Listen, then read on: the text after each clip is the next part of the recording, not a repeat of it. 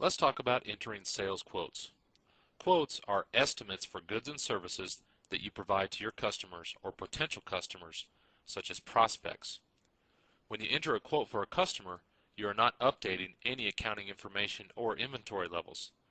Peachtree calculates what the total cost of a sale will be for a customer, including sales tax and freight. You can then print the quote for the customer.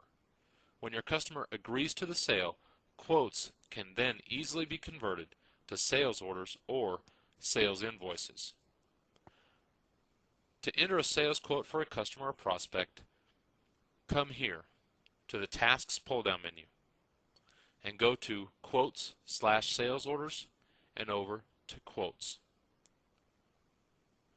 Now once again, we want to re-emphasize that entering quotes does not affect your accounting information at all, such as your general ledger or financial statements.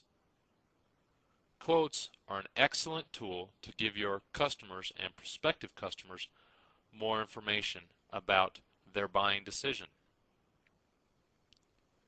Now, let's demonstrate entering a quote. To enter a quote, simply come here and pull up the customer that you want to provide the quote to.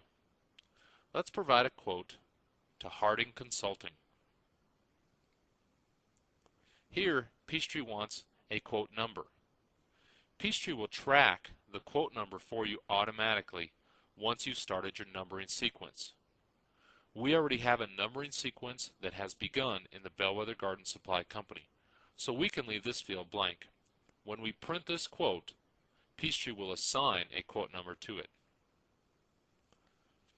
Now, let's look at the next field.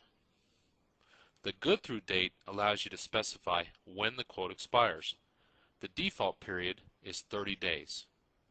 Oftentimes, you'll want to change this date depending on whether or not you're in a market or selling products where the price fluctuates regularly.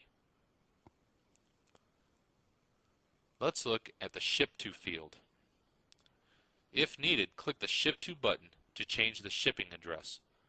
Do this for potential dropship orders. If this is a dropship order, we would check here. If we have several addresses in the customer record database for Harding Consulting, we could easily pull up those other addresses here.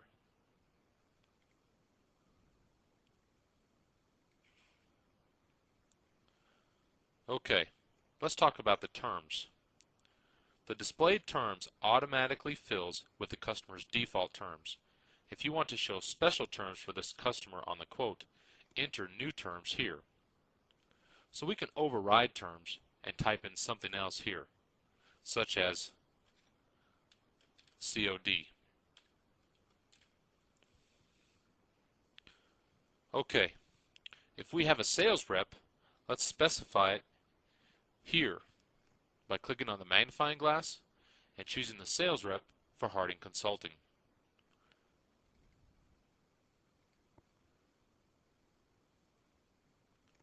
Finally, as we enter line items, we can assign each to a job, and in Peachtree Complete to a phase and/or cost ID if needed.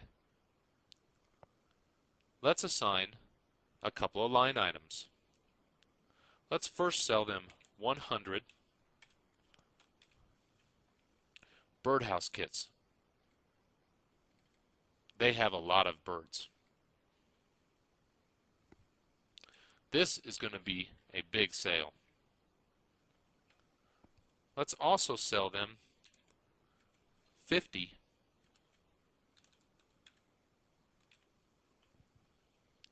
bird feeders.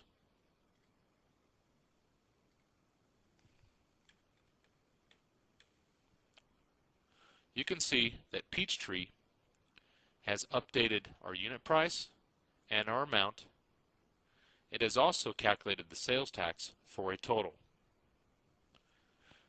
This customer is important to us, and this customer deserves a discount for this large purchase. So let's change the unit price here to $99.99.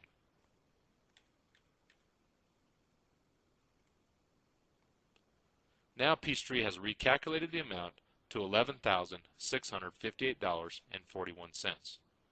At this point, we can simply print this quote. We're going to preview it on the screen so we can show you what this quote is going to look like. Let's use the plain product quote. First quote number is 101. Once again, if you want to use a different number in sequence, you would want to change that here, and then Peachtree will track that for you from this point forward. And here's what our quote looks like. Let's magnify this a little bit so we can see it better. Here's how it will print, and we can deliver it this way to the customer. You can see here's the customer's address information. This shows up nicely in a window envelope.